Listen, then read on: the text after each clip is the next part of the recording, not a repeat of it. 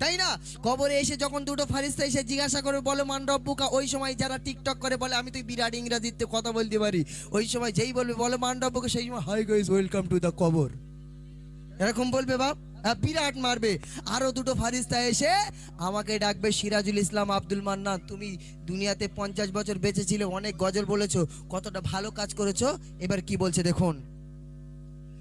বলবে এসে তুই ফারিস্তা লেখো জীবনের আমল, বলবে এসে তুই ফারিস্তা লেখো জীবনের আমল, আর লিখতে গিয়ে চোখের পানি ঝরবে অনার গাল, তোমার লিখতে গিয়ে চোখের পানি ঝরবে অনার গাল।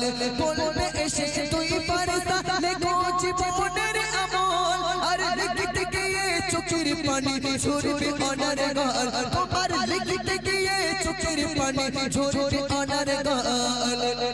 সেদিন তোমার খাতা হবে, মন দিয়ে শুনুন, সেদিন তোমার খাতা হবে তোমারই কাপড়, আর মুখের থুতু কালি হবে, আঙুল হবে যে কলম, ওরে মুখের থুতু কালি হবে, আঙুল হবে যে কলম। দেখবেন আমাদের যখন কাফন পরানো হয় না, লাশের নিচে একটা লম্বা কাফন দেওয়া হয়, লাশের উপরে একটা লম্বা কাফন দিয়ে ঢেকে দেওয়া হয়, দিয়ে মাথার দিকে কোমরে আর পায়ের দিকে বেঁধে লাশটাকে কবরে নামানো হয়। এই দুই টুকরা লম্বা লম্বা কাফন, এই দুটো আমাদের কবরে খাতা হয়ে যাবে। এই গালের থুতুটাকে